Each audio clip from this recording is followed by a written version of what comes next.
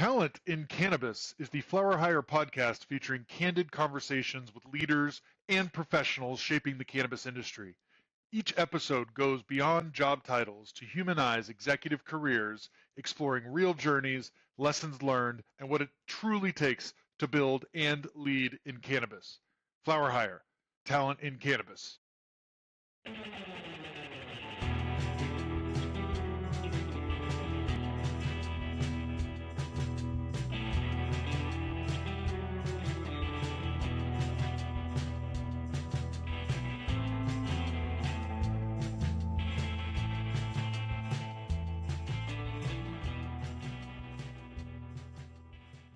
Hello, I'm David Belsky, your host of the Talent in Cannabis Podcast. I have a very special guest today. We're going ancillary. We're going ancillary tech. We're going Colton, the CEO of Flourish Software. Colton, thank you for joining us today. Thanks for having me. I'm excited to talk. Well, so talking about Flourish Software, what is it and by whom is it used? We're an operating system for the cannabis industry. So we service cultivators, manufacturers, distributors, and retailers. It's an end-to-end platform to run all things supply chain and regulatory compliance end to end. So it's a single point of truth for the business, helping folks make things and move things point to point and get stuff out the door. And we've been working with operators, from startups through like large multi-state enterprises to help them grow and scale their businesses and stay competitive in the cannabis space. It's been a lot of fun doing it. Wow. So you're making a software platform that enables fact-based decision making for licensed cannabis manufacturers, distributors, and retailers. Helping people take that baby step off of spreadsheets into real software to make Ma- those real decisions. Man, well, that's a real thing. We as Flower Hire, one of the most common roles that we fill is a director of operations for a production facility. And one of the requirements is, can they look at Excel, not only look at it, but live in it? Yes. Because and these are, fairly large, what we call enterprise cannabis companies so there's definitely a gap here. And, you know, you and I started in this at the same time in 2017. I remember I met you early on and you were exploring this need for a robust, supply chain manufacturing, ERP solution for this industry. Um, Tell me, what did you do before Flourish, and why did you decide to actually take your talents into this industry? Did you have like a cannabis story? I have more of a supply chain engineering tech story Okay. that loves cannabis. I found myself in this space somewhat by accident. My career started sort of this intersection of supply chain operations, enterprise software, and data analytics. Like, so think million square foot warehouse shipping hundreds of thousands of dollars a day out the door. And I was responsible for coming in and building the operational insight for them to do that more efficiently. Look at labor, look at inventory, look at fulfillment metrics, and then also across systems. So, sort of that transition as everyone was figuring out how to merge e-commerce in with the brick and mortar. So I worked with dozens of different types of companies, large companies, on supply chain system work, which was a lot of fun. It was a little nerdy. It paid well, but still very corporate. And so we saw an opportunity to apply that skill set to this space. And I've been a huge fan of the power of hemp and the power of cannabis, and fan of legalization for a long time, an advocate for it. And it just started. I was in Atlanta when we started the business, so it was a little bit further away from Colorado and Oregon and Washington, where everything first legalized. But it was by 2017. It was coming to California, and it's clear that this was something that wasn't going back. So we jumped in and said, like, let's make our mark and help make all this work and build something that's truly useful and truly new, and sort of bring some sanity to the complexity of this cannabis industry. Thankfully you did, and I think that that seems like an appropriate background for someone that's starting a software business to have worked doing a similar thing for other industries and coming across a gap and being a fan of the plant enough to try to solve it on behalf of the industry. And now, 8, 9 years into the journey, has your like ideal customer profile changed much? Because I remember obviously when we saw each other first, you were on the West Coast because the west side of Los Angeles seemed like it was gonna be an epicenter of the modern legal cannabis industry, and now it's, you know, it's definitely spread, I would say, across the country as, at that point, there was, like, 160,000 people working in legal cannabis, and now there's, like, 500,000 people working in legal cannabis, so there's been a trajectory, of growth, but has your customer profile that you look for changed?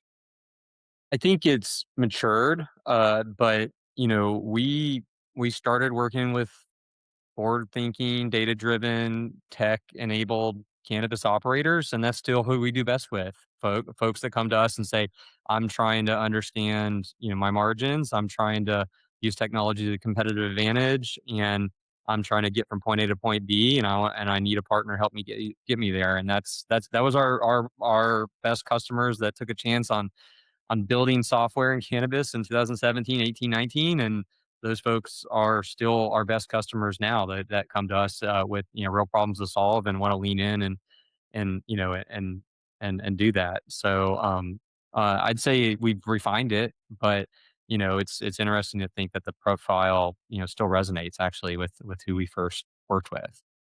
You had it, but and the pain point is still real, but the board understands the importance of having fact-based decision making in manufacturing. I mean, not in theory, but also practicality. I'm sure you have plenty of case studies that investment in your software more than pays for itself, right? Yeah, absolutely.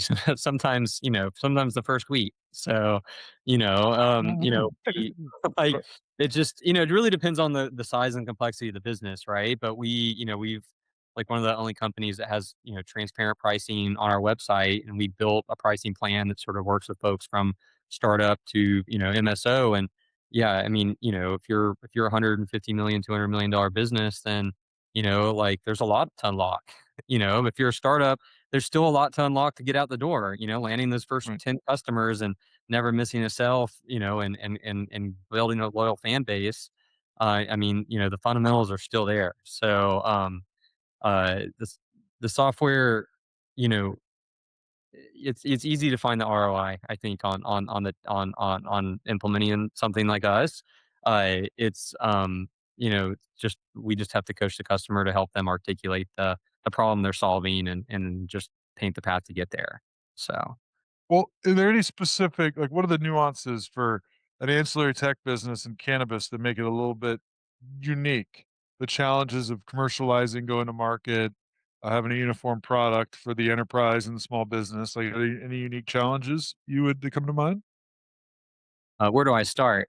So, Hmm. you know, um, everything in cannabis is the category of plus cannabis, right? Because we're not one market. We're what we almost 40 markets at this point, right? Most of the country has a market, and then Yep. we have derived market and the rest of it. So it's not one market; it's a lot of markets, and those markets are changing monthly, quarterly, yearly, weekly, depends on where you are, and how happy the regulators are, and making it, so it's super agile.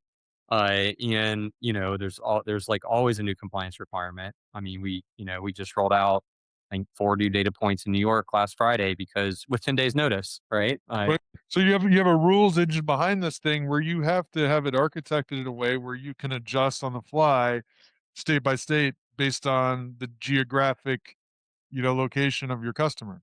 And Exactly. in a way that you're also have to be proactive about it too. Like you as a business have to stay on top of the state by state changes in the regulatory landscape for manufacturing from a compliance perspective, because the customer needs to know you're trying to help them, and then you don't want to be blamed if it's not doing it. Constantly. I mean, we do retail as well, so it's Right. retail purchase limits, like retail labeling, manufacturing, all the different labels. cultivation rules. The it's a lot to stay on top of. But that's like this kind of that's why vertical specific software is the right answer for this space, right? It's very challenging to take something off the shelf and just make it fit. Like you need someone that not only understands how to, move boxes through a building, right? Like that's kind of our baseline understanding of, supply chain systems, inventory management, ordering, fulfillment, purchasing, point of sale. But you need someone that understands like the nuance of what cannabis regulatory, mandates are on top of that, because cannabis regulations are not always logical regulations. It thinks, oh yeah, I can just do A and get and take A to B, right? I can just make this and I can track all this in between. But then like, oh wait, we have to remember these states have licensed these state track and trace systems, and the state track and trace systems have opinions on how you have to structure your workflow, and you have to structure your workflow with these opinions in mind, right? Don't always make a lot of sense. And so our job is to try to help make that make sense and help you run the business while keeping the compliance aspects of that happy. And automating it as much as you possibly can, right? That's what we're focused on right now. It's Right. like, yeah. Um, um, so let's talk about selling into this industry for a second. I see you out there at events, and obviously have for a long time, and obviously founder sales does work a lot, especially for the enterprise. Like you almost say, you have to be, you have to, Yes. you have to hand deliver your best foot forward to the more enterprise class of this industry. But I know you have a team, you have a great team that believes in the mission. What do you look for when you're looking for industry sales? Like, do you have to have industry experience? To like the guys from software, the old world of SaaS AEs and what BDRs, do they translate into this industry well? What do you think? It's sales is challenging. Doesn't matter what you're selling. And cannabis sales is just I feel like a little bit of a different flavor. So what I'm looking for is someone that's really smart, and knows how to talk to people, and listen. And I feel like it's hard to come to the table without some understanding of the mechanics of what we're selling into, because you've listened to some of these pain points, and they're not something you would have ever heard or thought of if you hadn't been around it. And so being able to help that customer sort of identify and articulate that pain, and how we're solving it is critical. So I think some level of industry awareness makes sense. And industry awareness isn't like what's my favorite strain, right? Or how do you smoke, right? It's like how does the mechanic we're selling software, enterprise software for cannabis enterprises. And you have to understand how the business works. Why is accounts receivable such a big pain point in this space? Can you talk about that for 30 minutes with the CFO? Because if not, Right. you're gonna get cooked on this call. Right. Like, You got to understand like what they're dealing with, and exactly. have that So in mind as you communicate your value.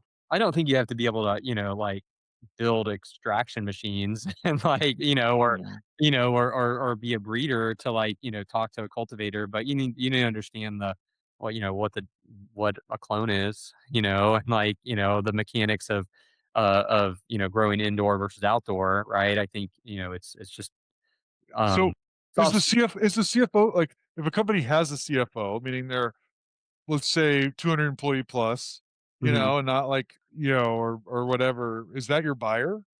Because it's like you have finance is the money, right? And then from an operations perspective, like you have, it could be a founder, could be a COO, could be somebody. And then if it's full vertical and you're a value add to the entire stack of business to retail, then there's a revenue or commercial aspect of it. Like, that's what's always interesting to me. And this is for any private business, like they're all their own little kingdoms, and where does the decision making actually lie on this? But should it be CFO, and is it often the CFO that's your biggest initial customer? Often, yes, often the CFO is the sponsor of this, or an owner with the CFO mindset, right? Right. Right. I'm set around knowing their numbers. But I encourage, like, in the sales process, like, I try to get all three at the table. I mean, that's our pitch, right? We're connecting sales, operations, and finance into one unified system, right? Which you walk into every business. I mean, it's crazy. People have been operating for 10 years. You walk in and it's still spreadsheets and LeafLink and QuickBooks and Yeah, metric. and both sides But blaming each other. The production side and the sell side blaming each no one other. knows what to make, you know? Y yeah, No one knows what the numbers are. You're, like, can't calling and modifying orders every other day. Like, you're paying someone to sit here for 8 hours a day, like, retyping invoices into QuickBooks and reconciling. And so, like, our you know, I'm like, "Can we all get on the phone and all, like, align around one single, point of truth, to run the business?" And, typically there's one of those levers that sponsors the project a little bit stronger than the other, just, or every organization is a little different. right, But I don't feel like our job is done until we're connecting all three. Because I think you have to have that alignment. We're as an operating system, we're not a point solution, right? We can just print labels, right? You could just use Flourish to print labels. We could just invoice if you wanted to. Like we have customers that just use us for like one feature or one right, little solution here and there. And, but like our best customers, the customers that pay us the most, the customers that get the most out of the system, are getting end-to-end buy-in, and we're running the whole business. And so, it's I really push our prospects to bring everyone to the table and get buy-in, because that's just what's going to be long-term successful. right. Well, they're gonna get their most ROI, the relationship's gonna be the stickiest, and you're gonna, as somebody who's obviously trying to build a business that's also trying to help operators solve a problem, like, that's what you're trying to do. You're trying to help these businesses succeed, and you're helping them navigate often some difficult conversations internally around where the gaps are, right? And there's Yes. some major sensitivities there, that sometimes you get all the back channeling on, by the way, this person's going to hate this because of X, Y, and Z, but it's okay. I'm don't worry about them and their reaction. Like, you get that prep from some of your sponsors on, like, the internal dynamics, and that's fascinating as a school of understanding, like, human behavior and how some of these companies are operating internally, right? I mean, I started my career in a consulting world, right? So, going into a warehouse and like migrating them off of a green screen onto a GUI, right, where the mouse and a keyboard, and and the person sat there and tab, left, or right, up and down the keyboard, being like, I don't understand, like, so much faster on the system. I'm like, yeah, but you have to understand that your business needs to be able to ship to people that are ordering online. And so you have to change the system. Otherwise, you're not going to be in business. And so, that change management, I feel like in cannabis, the tech is we make it easy, right? Our job as engineers and the software Right, providers to make the tech easy, right? We plug in your API keys. We even are just releasing like this whole MCP connector to update item attributes with like 180 item attributes. It's a little overwhelming, but we've done a lot of tooling to like make the software piece easy. It's like 80% change management. So 80% like saying, let's take a look at the job that we're trying to get done, and let's think through it, and then let's use the tech to help make it better, right? And lean into it. And, I don't it's not a lot of backstabbing and and back, and stuff like it's that. like, I always come into a project thinking that people are trying to do the right thing, but sometimes there's like information asymmetry, right? Like, folks are in jobs or roles that, maybe they've just gotten really successful, and now this operation is sort of, you know I would say outgrowing them, but they need to skill up, right? To right, keep, and their heart's right, still there, but they need to learn how to use these tools to their advantage and stop doing things the hard way. All right. And so, that's a lot of what it comes into these projects is, and then everyone's busy, everyone's, oh, I'm so busy. I'm like, well, that's what we're trying to do, is take some of this off your right. plate. You can be focused on, the business, not, retyping data into different screens. Right. Well, you're right, though, in that a lot of times when FlowerHire gets called in, if you're looking at, again, the production facility role, like a multi-site retail leader, a multi-state wholesale leader, it's because there's somebody there that the owners or whatever's come to a decision. They've been loyal, longtime employees, but the role's outgrown them, and for those folks, if they can embrace a solution that's more technology forward, it can actually help them, keep control if the organization really believes in them, you know, and wants to empower them to continue to be successful.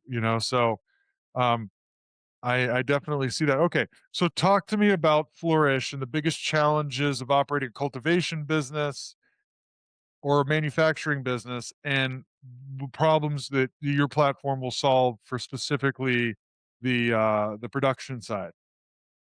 I mean, it's all around margin and cost and what I should be making, what I should be making next, and how what I made is performing, right? So, there's like a huge SKU proliferation in cannabis, right? Right. Like, we're walking into operations, not uncommon. We're managing like 3 to 7,000 SKUs, including all the precursors and component inventory. And it's just a lot. And so figuring out, what's moving, what's not moving, understanding like when you get to a certain scale on your customers on the wholesale side, what's the margin mix by customer?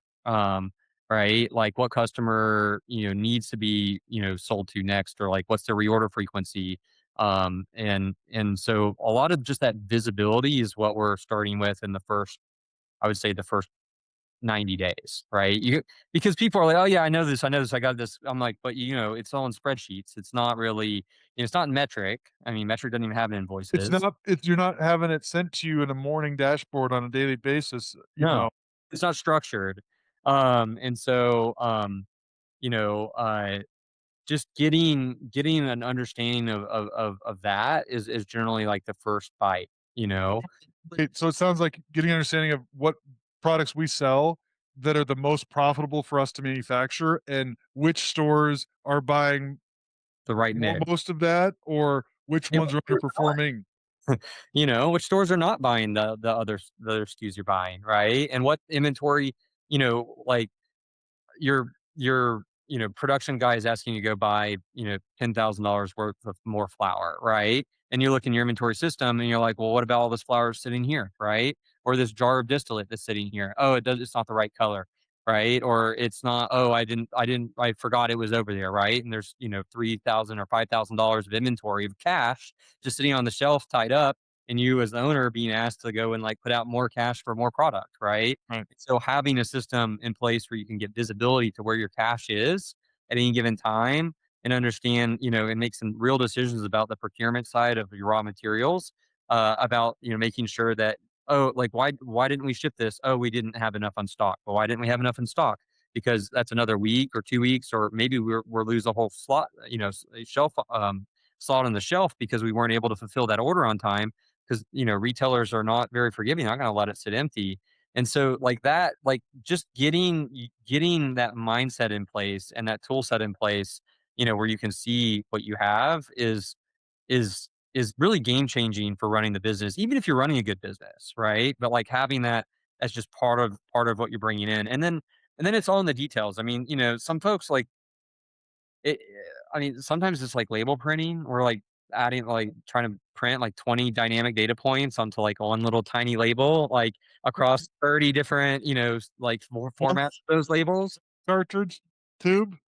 And or 2 or 3 stickers on that box at the same time, and then it's like, and what's the cost of mistyping something and then having to resticker the whole batch, right? Or drive it halfway across the state and then realize that it happened to drive it back and resticker it and redeliver it, right? So there's some risk avoidance and some, those are kind of Yeah. the details when you get into the details, but uh, Yeah, I mean, you're providing that real, important inventory management and also visibility to what you should manufacture and what you shouldn't. And I imagine in doing all that, like you're pulling data from a variety of sources, right? And in order to do that, and the magic's kind of in how you stack that up and how you give it to your customer. Is there a difference between like how like what's the difference between how a vertical business, let's say they have a healthy mix, 50-50 wholesale resale revenue, yeah. a perfect vertical business. Like how does your platform come into play that extra layer for the retailer to make more money and have less waste? I mean, it's like being able to have like a single point of truth for your item catalog and not maintaining, two sets of data around the two, channels of your business is just like is tremendously less overhead of just admin data, admin burden on top of it. Let's just see revenue across the business, right? And then look at inventory levels, retail versus non-retail and like sell through and like decide, like how much we have new harvest coming in, how much are we going to classify A versus B. I mean, that being able to have that visibility and do that is it really like kind of just makes it all gel. And when you're transferring inventory between facilities, not having to sit there and retype it all in, like being able to just like one click receive, it's like so much less operational burden for Yeah. the team. And yeah, and it's just, having, yeah, it's really a lot about visibility, right? And sort of like a single point of truth for how the business is functioning. So, So I wouldn't call myself an ERP expert, but as a recruiter, when ERP usually comes up, it's when clients are looking for a finance or leader or CFO, and they're talking about like QuickBooks, Sage or Acumatica for this industry, mhm. Odoo with some customizations, right? So is your ERP system like those, or what's the difference? We would integrate with the QuickBooks, so we don't have the general ledger built into Flourish. We would co-deploy with either QuickBooks or Intact, generally. And Right, most businesses, I mean, you can take QuickBooks pretty far, right, especially if you don't try to rely on it for inventory. Right? It's not really an inventory management solution. That usually gets people quite a ways down the road, and then mostly, I see people upgrade to Intact alongside us if they want something a little bit more right. robust past that. Uh, and um, and then yeah, we're handling the intake, the everything within the four walls, and everything out the door. So So so talk to me about like you you hear some people say there's just not a cannabis specific ERP. Well, it's like that's not true that there is, and you actually need one cannabis specific if you're going to do the effective four walls work. If you're not going to drop, seven figures on custom development, right? So, you know, is you think a company like yours is like a no brainer bolt on for like an Oracle or an SAP at some point here? I mean, I think we'll see how those companies think about their strategy on this. I think we'll see. So I mean, Oracle and SAP are just they like we're built for the workflows, right? Like Yeah, we partnered with NetSuite actually like many years ago. We did kind of a proof of concept with them, and like and sat down and like watching NetSuite try to like configure, which is an Oracle yeah, company, like watching them try to configure like grow operations in NetSuite. It was like, okay, let's like create a purchase order to purchase the veg plants into the flower room, and it was like what is going on here, right, right? So I don't know how like those companies are going to be feeling about cannabis. I mean, I think we got some movement on the rescheduling right. on the medical side, right? And so that's going to bake in over the course of the next couple months, and we'll probably have some movement on that over the summer for adult use. But like it's still going to take a minute for them to be like super comfortable coming in, and then like it's just too heavy of a solution for most businesses on here in the space, right? Cannabis is dominated by small businesses. I mean, Right. and every business in cannabis is a small business in the broader world of business, right? I Right. mean, even Biggest ones are 5,000 to 8,000 employees, right? exactly, right? Like, so I mean, I think there's just a lot of power in having, a platform like us that's like built for the business, for the industry, and that's used to working with small businesses to do the job. And like sometimes Right. people come in with like an SAP mindset. I'm like, man, you don't even like you're on spreadsheets, dude. Like I don't think you're ready for, auto replenishment Right. because you don't even issue purchase orders. And Like, and and you hear about the enterprise companies that have gone down that route of like and then hasn't worked very well for them to transfer onto a basis or something else yet. You know, You know, it I've heard some stories. you get to see it in a different view to me because you get to see all the, jobs that are being replaced from the people that failed to do it, 2 or 3 times in a row, Right, right? That right. came in and bought the pitch and bought the big consulting in and dropped, $3 million on something that, and then still doesn't know what's available to sell at any given moment, or, Yeah, maybe they or got the just never could get it across the line of actually working. I'd say it's like, even if you're a large business, I mean, the financial packages make sense, right? Like QuickBooks or Intact. Intact is a good financial package, but the inventory in cannabis with the track and trace requirements and the integrations, like you need a partner that knows what that is, right? And it's just not. It's just there's a lot of tooling behind the screen, right? It doesn't seem that complicated to someone that's in the C-suite that's never really like touched it necessarily. Not that they don't understand the business, but like touched it in a granular detail level. But there's a lot of complexity, behind, interfacing with the state mandated reporting systems and a lot of agility that's required to like stay on top of it. And, um, and it just makes it really hard to bring in something that's not built for this space, and then your workforce is also, I mean, it depends, but maybe not ready for it either, and ready for the patience it would take to kind of bang your head against the wall until it makes it work, make it till it works. So I kind of say like we can come in and provide a lot of value like relatively quickly, and then Right. partner with you to build out what you need because we're still building. I mean, we're still spending millions of dollars in R&D, right? Like it's not like we're built some static product. Like we're like and we're putting out like 100 features every month. It feels like, and, Well, kudos and to you for it's running crazy. a tech business, having a bit of a moat in terms of IP, in terms of how to build a software product that does what you do, and keep it lean and keep it relevant, for as long as you have, like and it's impressive. I want to get your take on AI specifically and AI's impact on the cannabis industry. For me, as a search professional, my entire team now asks people about their familiarity with AI-based tools because our clients are asking them that question. But how does AI change the game in terms of what your platform can actually do for customers and just building it in general?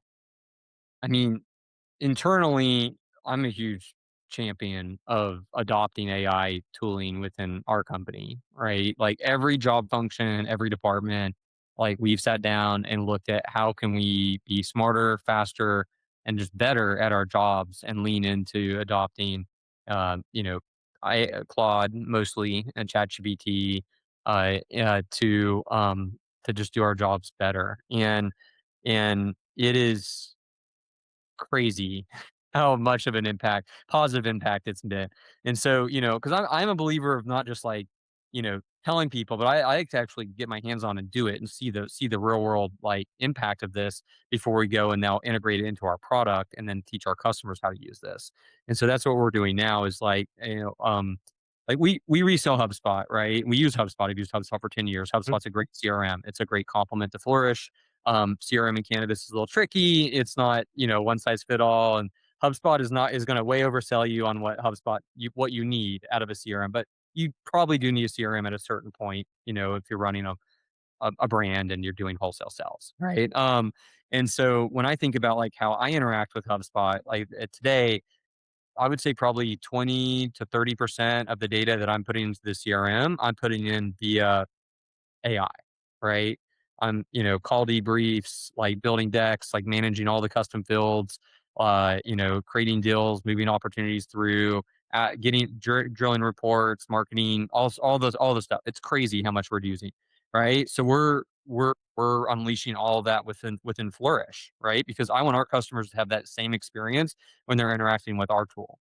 So, we've rolled out new connectors into the Claude and ChatGPT or Gemini or Grok or whatever you want to use, where you can, use this chat interface and interface with Flourish to manage this incredible complexity through like something that's like generally like really good and really smart and like magnifies your and what and easier, right? It's just like a different way of interfacing with software. So, we're right now in like the earlier stages of this. Like I'm working with some of my more tech forward companies, customers to like pilot it and get it baked in. But we're essentially like exposing all the tooling within the product through these interfaces. So you can bring your AI, combine it with your domain knowledge, and access and drive your cannabis compliance in operations through Flourish. With the tools that you might be doing your closing and talking to QuickBooks and talking to your CRM with. And so, we're heavily invested in that.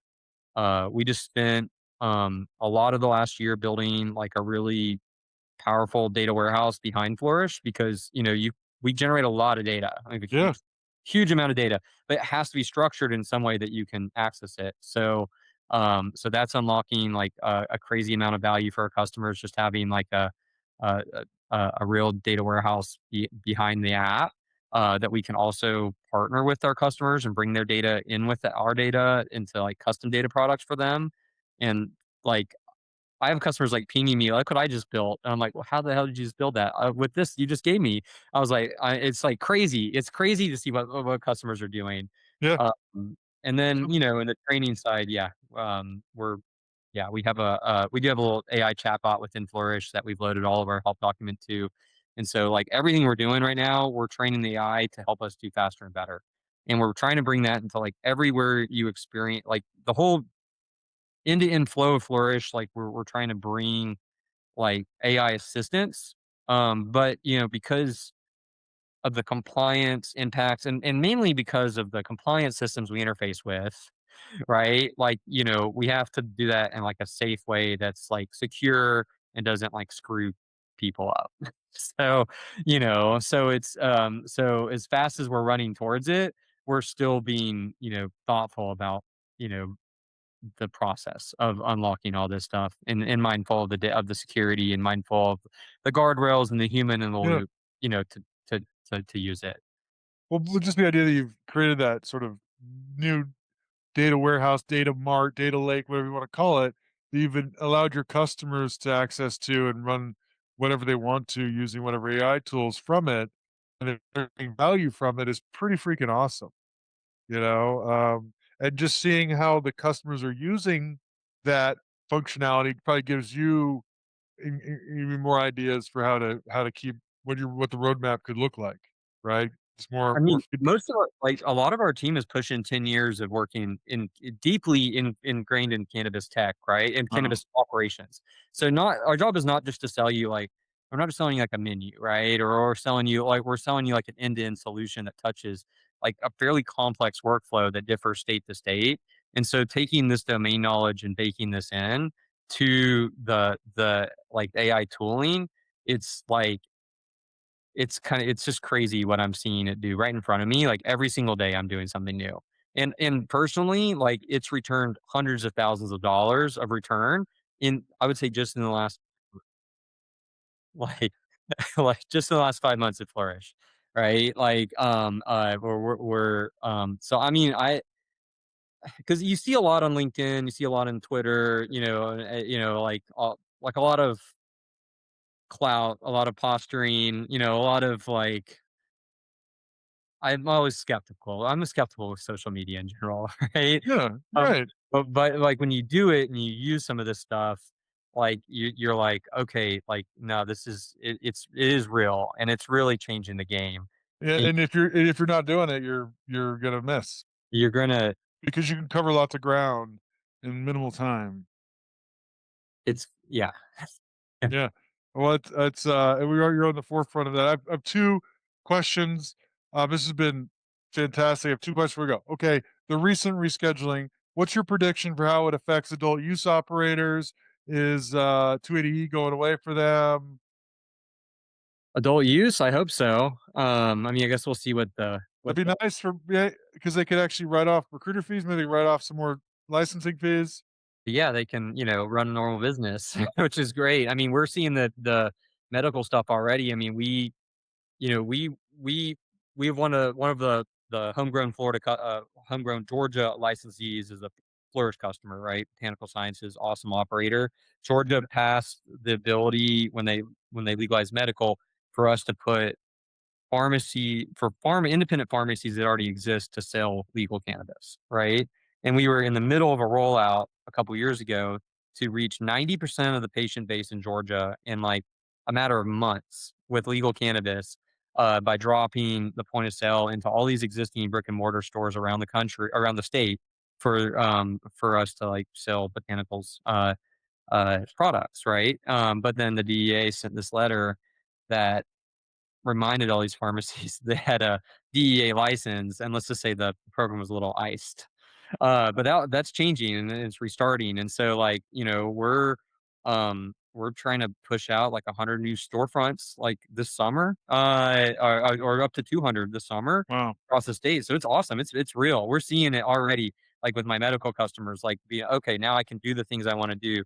Right now, they're all this cash Great. going to get unlocked. They can invest in their business. Like it's this is game changing on the medical world, and I think it's right on the medical. On the adult use, I don't see how it doesn't follow suit, but the federal government does not operate on our timeline. No, does not operate on our timeline, and And I don't think folks will know for the we'll see next when few that happens. quarters. Right. At least the next it could be still years until you get an official ruling on that too, and that's so it's like you think, the biggest change in federal policy in our lifetime, uh, I'm in my 40s, I don't know if you're quite there yet, but, in our lifetime, we would be meted with more optimism, and more excitement from folks in the industry, but it's just a different layer of uncertainty.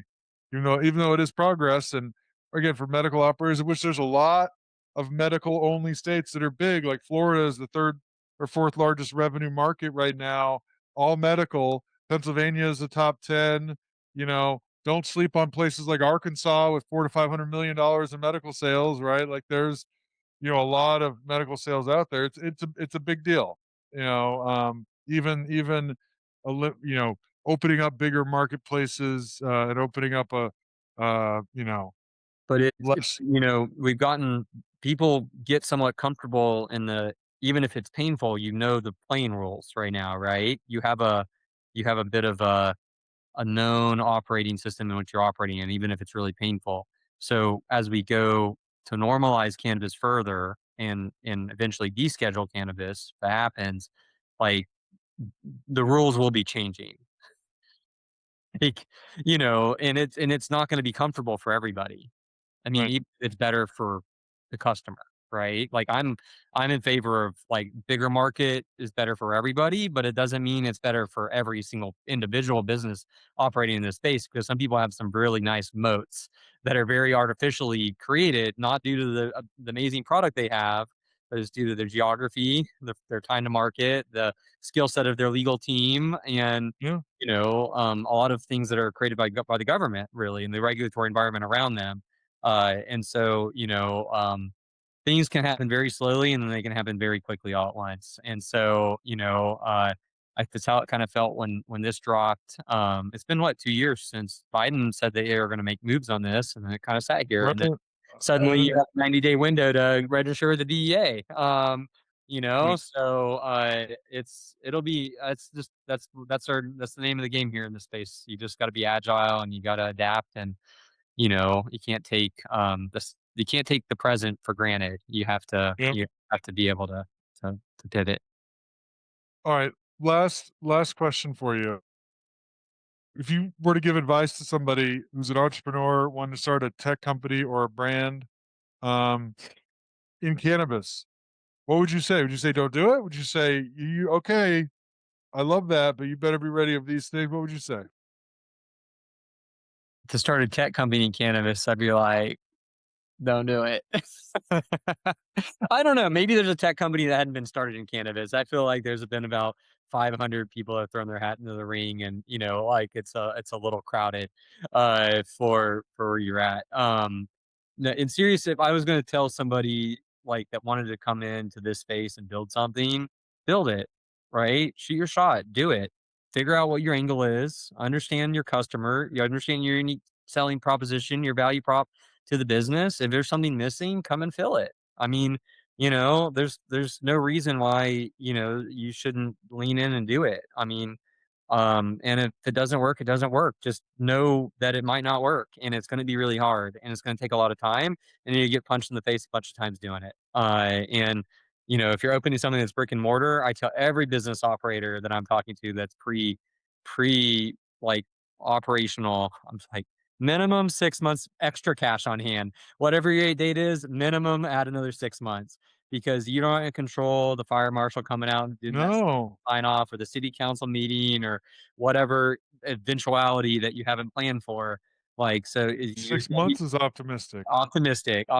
Usually they say they're 6 months out, and so I tell them, give it another six, right? So by the time they're talking to me, but yes, you're